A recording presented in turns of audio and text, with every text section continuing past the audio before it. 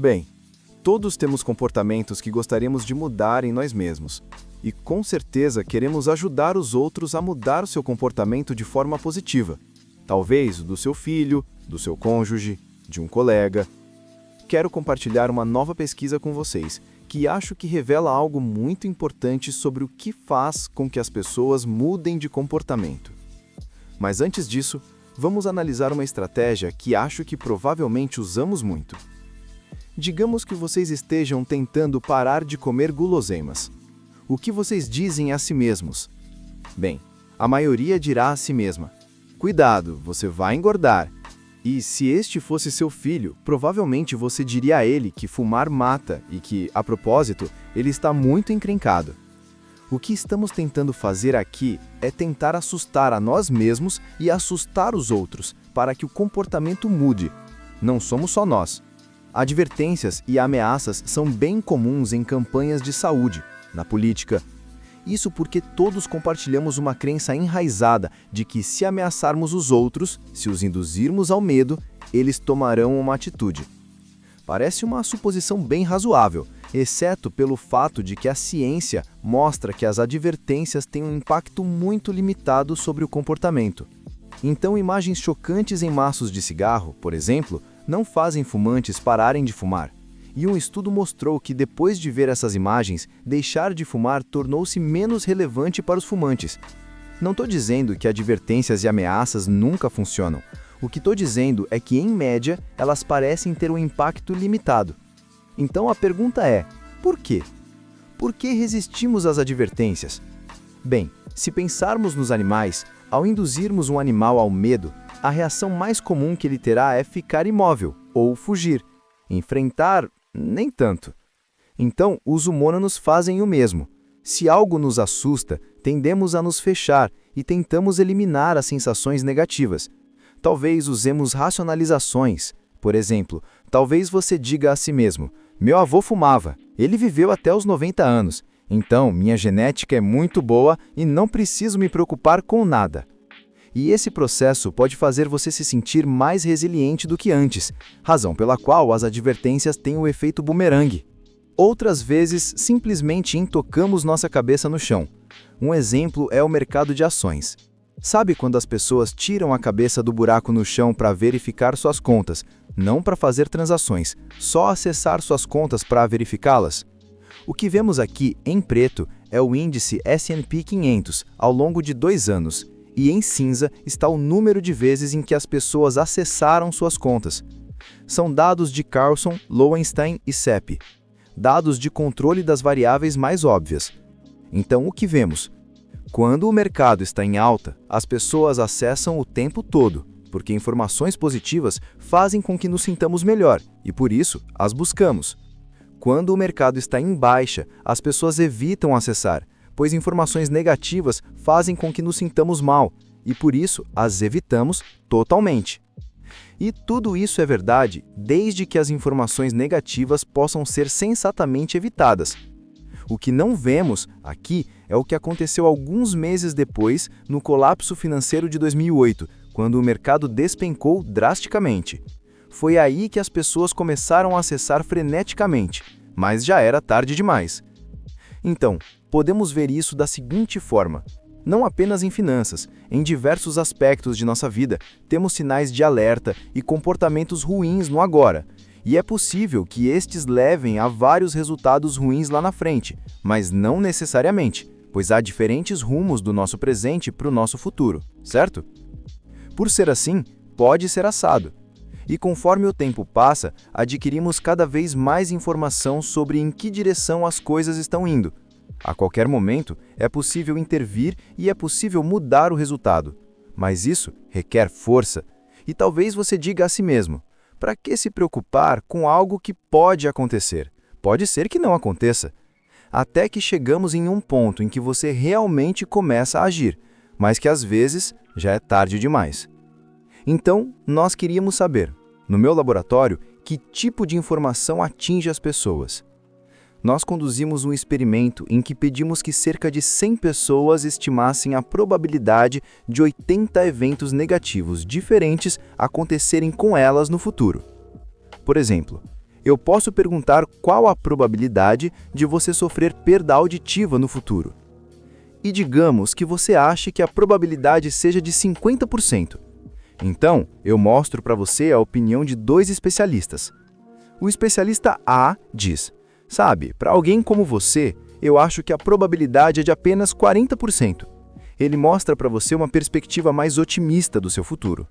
O especialista B diz: para alguém como você, eu acho que há cerca de 60%. É pior. Ele mostra para você uma perspectiva mais sombria do seu futuro. O que você deve fazer? Bem, você não deve mudar de opinião, certo? Errado. Nós descobrimos que as pessoas tendem a mudar de opinião e acreditar em opiniões mais desejáveis. Em outras palavras, as pessoas dão ouvidos às boas notícias. Bem, este estudo foi realizado com universitários, e talvez vocês digam: universitários deliram, né? Todos nós sabemos disso. Com certeza, conforme ficamos mais velhos, ficamos mais sábios. Então, nós dissemos: certo, vamos testar. É igual com todo mundo. É igual com o seu filho, com seus pais, é igual com o seu cônjuge. Testamos com pessoas de 10 a 80 anos, e a resposta foi sim. Em todos os grupos etários, as pessoas absorvem informações que desejam ouvir, como quando alguém diz que você é mais atraente do que pensava, mais do que informações que não desejam ouvir. E a capacidade de ouvir boas notícias permaneceu bem estável entre as idades, mas a capacidade de ouvir más notícias muda conforme se fica mais velho.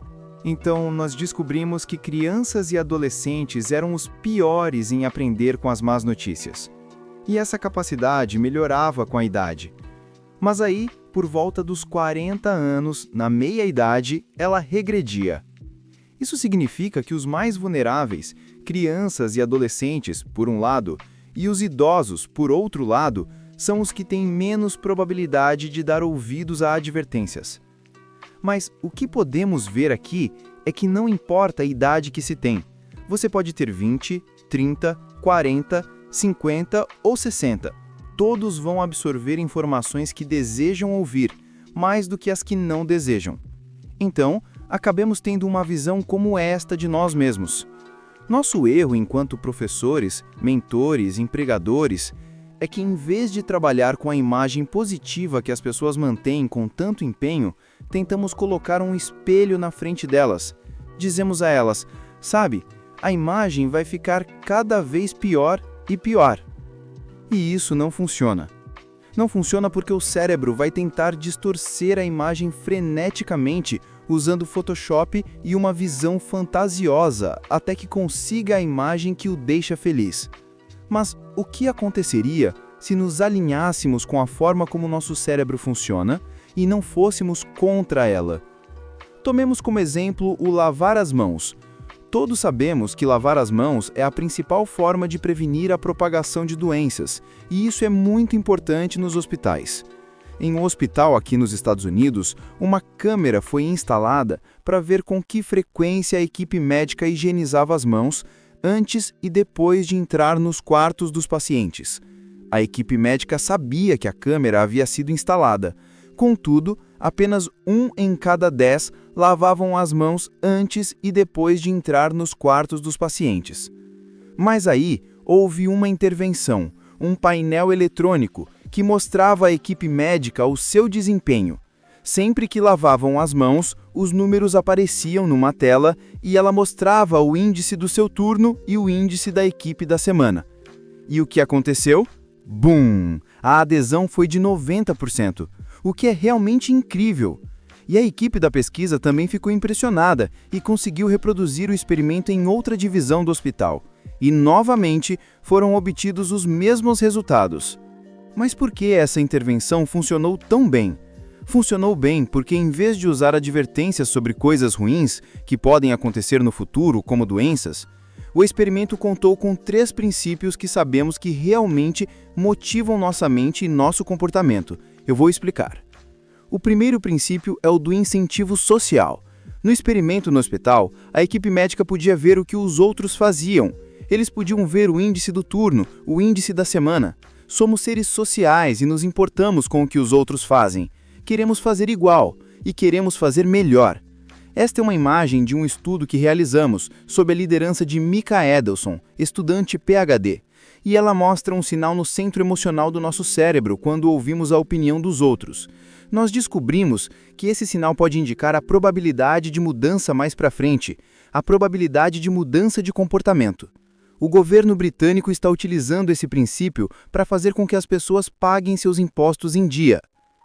Numa antiga carta que enviavam a quem esquecia-se de pagar os impostos em dia, simplesmente enfatizava-se a importância de se pagar impostos, mas isso não ajudava.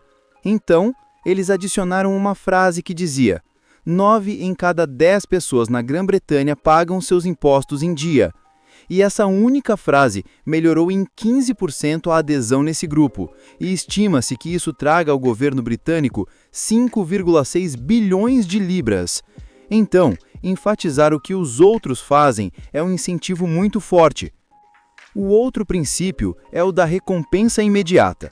Cada vez que a equipe lavava as mãos, eles viam os números aumentando na tela e isso os fazia se sentir bem. Saber disso de antemão fez com que fizessem algo que de outra maneira talvez não iriam querer fazer. Bem, isso funciona porque valorizamos recompensas imediatas, recompensas que podemos receber agora, mais do que recompensas que podemos receber no futuro.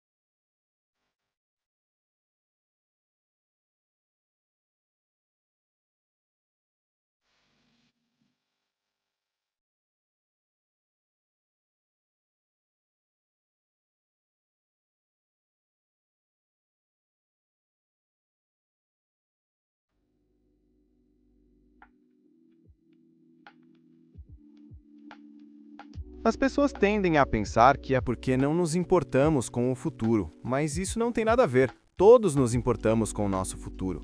Queremos ser felizes e saudáveis no futuro, ser bem-sucedidos, mas o futuro está muito distante. Talvez você se comporte mal hoje e fique bem no futuro, ou talvez esteja bem morto. Então, o você de agora prefere tomar aquela bebida que está na sua frente, comer aquele baita bife, a esperar por algo que é incerto no futuro. Se pararmos para pensar, não é totalmente irracional, não? Estamos escolhendo algo certo hoje em vez de algo incerto no futuro. Mas o que aconteceria se recompensássemos as pessoas agora por fazer coisas que lhes farão bem no futuro? Estudos mostram que dar recompensas imediatas às pessoas faz com que se proponham mais a deixar de fumar, a começar a se exercitar, e esse efeito dura por pelo menos 6 meses. Porque o não fumar passa a estar associado a uma recompensa, e o se exercitar passa a estar associado a uma recompensa, e isso se torna um hábito, um estilo de vida. Podemos recompensar a nós mesmos e aos outros hoje por comportamentos que serão bons para nós no futuro, e essa é uma forma de superarmos o lapso temporal. E o terceiro princípio é o do monitoramento de progresso. O painel eletrônico fazia a equipe médica se concentrar em melhorar seu desempenho. Esta é uma imagem de um estudo que realizamos e que mostra a atividade cerebral indicativa de codificação eficiente de informações positivas sobre o futuro. E nós descobrimos que o cérebro é muito bom nisso, mas não é tão bom em processar informações negativas sobre o futuro. O que isso quer dizer? Quer dizer que se quisermos chamar a atenção das pessoas, precisaremos enfatizar o progresso, em vez do lado ruim. Então, por exemplo, no caso daquele menino com o cigarro, você precisa dizer a ele, sabe, se você parar de fumar, se sairá melhor nos esportes. Enfatizar o progresso, não o lado ruim. Antes de concluir, vou contar uma pequena história. Algumas semanas atrás, cheguei em casa e vi uma conta na porta da geladeira. Fiquei muito surpresa, porque isso nunca acontece. Então, fiquei me perguntando por que meu marido a tinha posto na geladeira. Vendo a conta, pude perceber que ela tentava fazer com que eu tivesse um consumo de energia mais eficiente. E de que maneira ela estava fazendo isso? Incentivo social, recompensa imediata e monitoramento de progresso. Vou mostrar a vocês. Aqui está o incentivo social. Em cinza está o consumo de energia, o consumo médio de energia do meu bairro. Em azul está o meu consumo de energia. E em verde está o consumo do vizinho mais eficiente. Minha reação imediata foi: estou um pouco melhor que a média, só um pouquinho, mas melhor. E meu marido teve exatamente a mesma reação. E quero chegar ao verde. Aí ganhei uma carinha, um emoticon, sorrindo. Foi minha recompensa imediata e me dizia: você está indo bem, o que me fez querer colocar isso em minha geladeira. Embora eu só tenha essa carinha, consigo ver a oportunidade de ganhar 2 carinhas. Então, há uma oportunidade de progresso. E me mostra o meu progresso ao longo do ano, como o meu consumo de energia muda ao longo do ano.